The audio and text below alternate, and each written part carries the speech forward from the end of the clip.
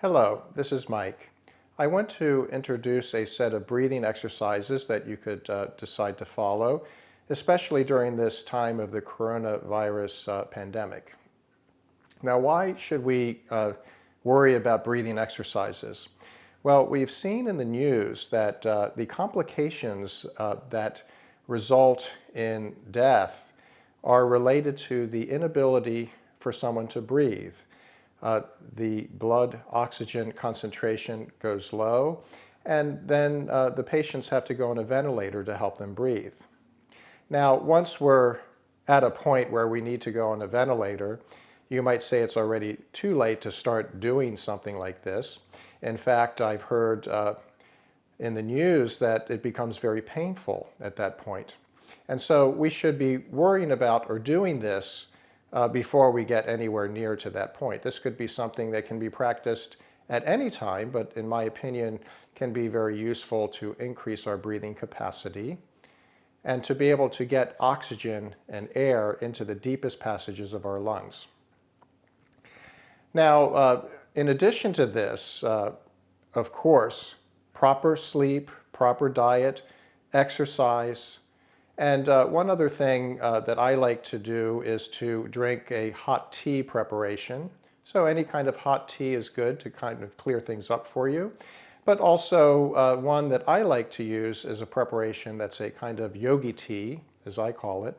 It's made with ginger, cloves, cinnamon, and peppercorn. So if you have access to buy fresh ginger root at your grocery store, you can pick up some of this. What you'll do is take a piece about the size of your thumb and clean the skin off of it and chop it up, cut it up into little slices. Throw it in a pot of water, and to that you can add 2 or 3 cloves. You can also add a small piece of cinnamon stick, maybe about the size of your sliver, about the size of maybe the end of your finger.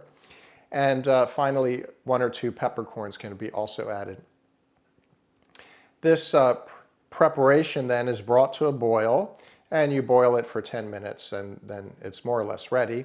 One thing that I like to do is bring it to a boil the night before, let it sit overnight and kind of work itself, and then in the morning to bring it to a boil again, and then it's ready for me to drink. You can add some honey to this and also some milk if you like. The preparation that I use can also be obtained online, so it's pre-packaged, a loose tea. And for that one, I'll give you a link in the description below that you can go to order some if you like. This can be added, so I usually take maybe a teaspoon, 2 or 3 teaspoons in a fairly large pot, and then do that same boiling preparation that I just described.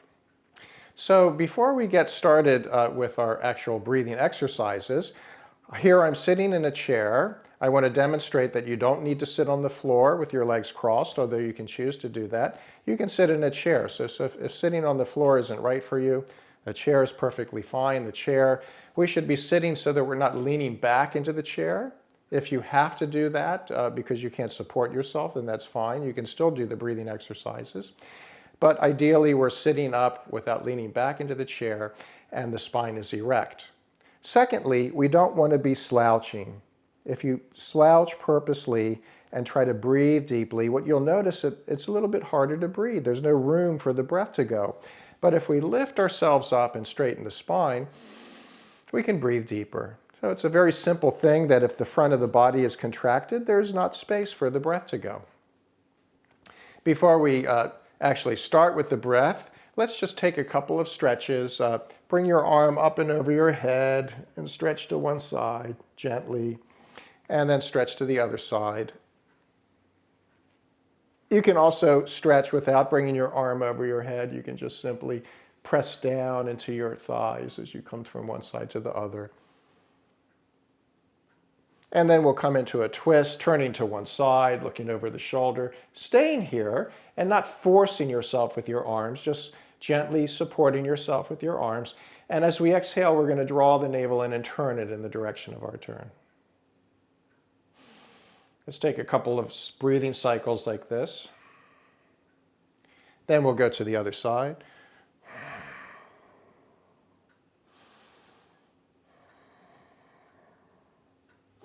And let's face the front. Just to release the neck and shoulders, let's roll the shoulders around, maybe at first coming forward and back with them, and then changing the direction. And so we should feel a little bit loose in our upper body by now. Let's start with the first step. The first step is the diaphragmatic breath. And this breath involves just breathing into your belly. You can put your hands on your belly to feel what is happening, or you can have your hands laying on your thighs. All we're going to do here is breathe in and expand the navel out, and exhale and draw it in. So we want to draw it in firmly toward the back of the body, toward the spine. So already, as you continue breathing this way as I speak, what we're doing is we're warming up the diaphragm. The diaphragm is a muscle that's connected to the spine, and what it does is it pulls down, and this pulls air into your lungs.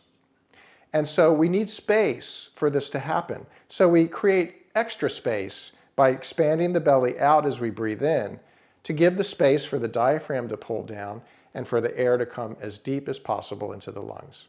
And then we exhale, and the diaphragm is pushing up, and it's pushing the air out of us.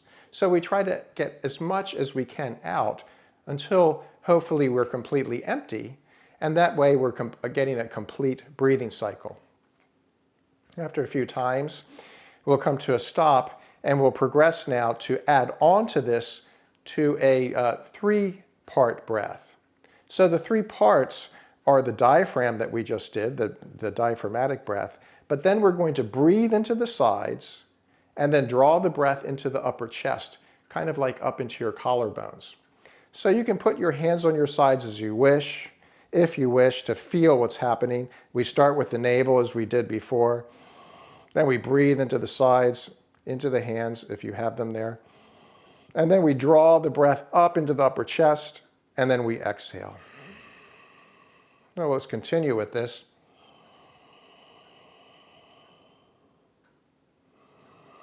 So what we're trying to do is fill ourselves as completely as we can. And as we exercise and practice this kind of breathing, you'll notice that your breathing capacity begins to become deeper and more full. So it takes practice. So we started with this, calling it three parts: navel, sides, upper chest.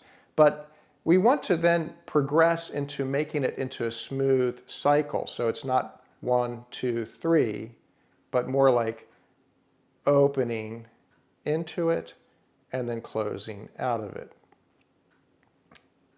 We can think of this as a circle, and the circle is round and smooth. So this becomes what we might call the circular breath. We can also refer to it as pure breathing. And we're going to slow this cycle down so that we can count to 4 as we breathe in and exhale as 4. So we now progress to this cycle of breath that I like to refer to as pure breathing or circular breath. You can close your eyes if you wish, and you just want to notice that the breath is smooth, that we're slowing it down. How slow we make it depends on what feels comfortable for you, but you can count to 4 as you breathe in. And exhale for 4 as you exhale. And as you go through this cycle, notice if there's any parts that you need to work on smoothing out. And notice that there's no stop in between the inhale and exhale, and vice versa. So it is indeed a smooth and round circle.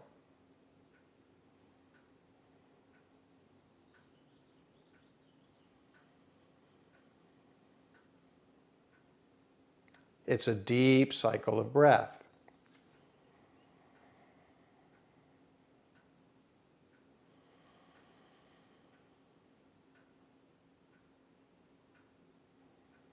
And what we're looking to do is to bring air and oxygen into the deepest cavities of our lungs. And then that's during the inhale. And during the exhale, we want to try to get as much out to completely exhale and eliminate all of that used up air. So then our lungs are working at their peak capacity.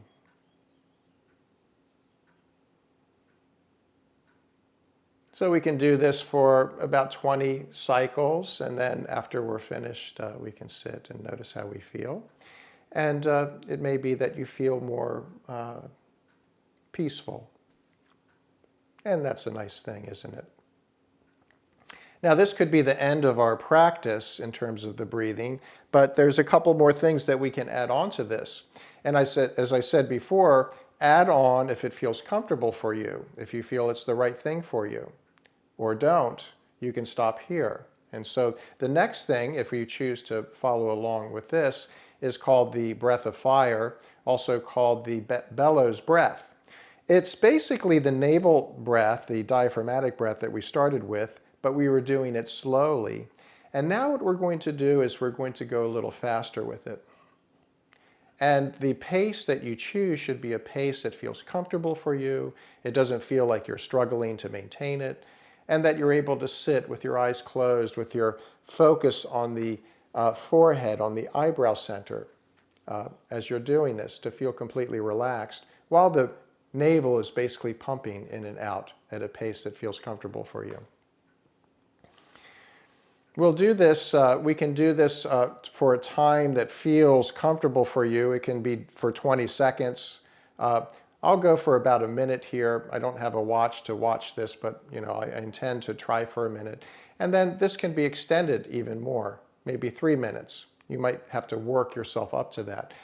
We don't want to be overdoing things, and so we want to continue with this. The most important thing is it feels comfortable for you.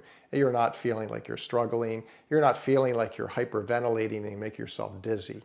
So it has to be adjusted so that you could imagine that you could do this for hours if you wanted. Now let's straighten the spine. Make sure, again, the chest is lifted so we have the space that we need. And we'll start slow, just as we began with the diaphragmatic breath. And then once we have that established, we can gradually go a little faster and find that pace that feels comfortable for you. Now keep in mind that I've been practicing this for many years, and so I might be going much faster at a much stronger pace. And so find what feels right for you. Okay, so let's get ready. And when you feel ready, begin to increase the pace, finding that pace that feels comfortable for you.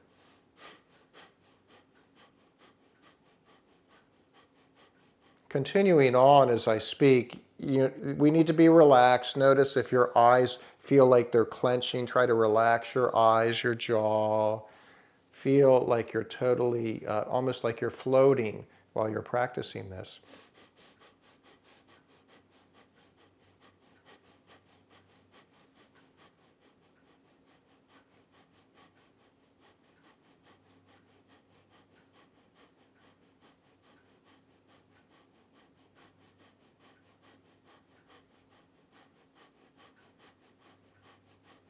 Finally, exhale completely and draw the breath in deeply. And exhale. And notice how you feel. The breathing exercises that we use in yoga are called pranayama. And prana means first unit of life energy. So the breath itself you could think of as related, or at least related to that first unit of life energy, because we need to breathe in order to live. The breath and the pranayama exercises help to give us a feeling of calmness and peacefulness. And so notice if you feel that as we sit for a moment. You can close your eyes if you wish.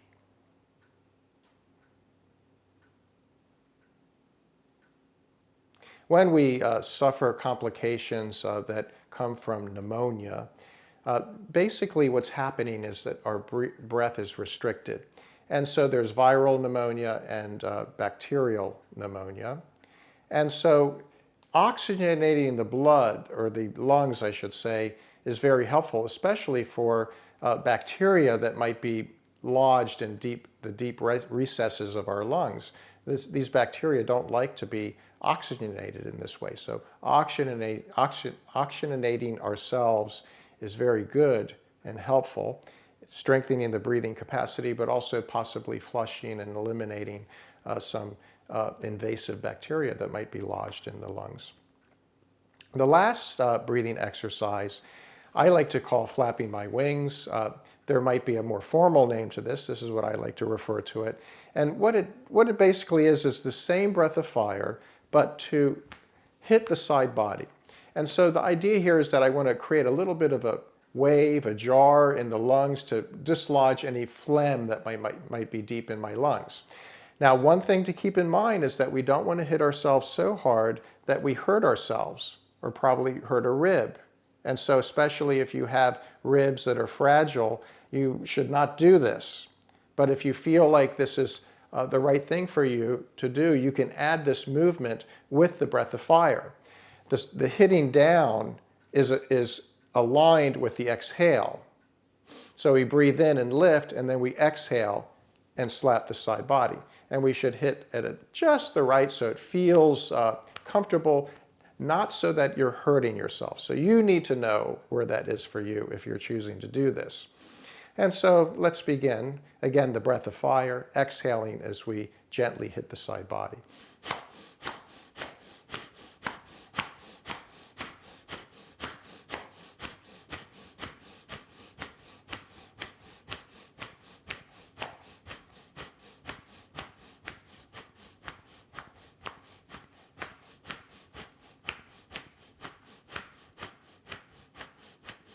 And let's come to a stop and take an exhale completely. Take a deep breath in. And perhaps you may feel like there's a little bit of phlegm that has come up. And that's a good thing. Notice it for yourself.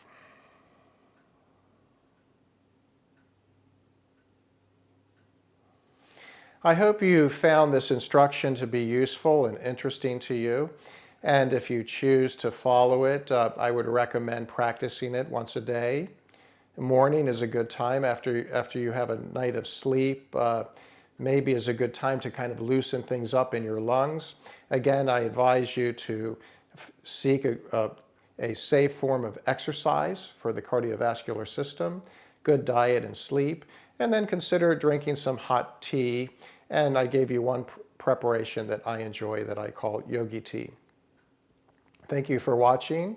I hope that you are well and that you are staying safe. Namaste.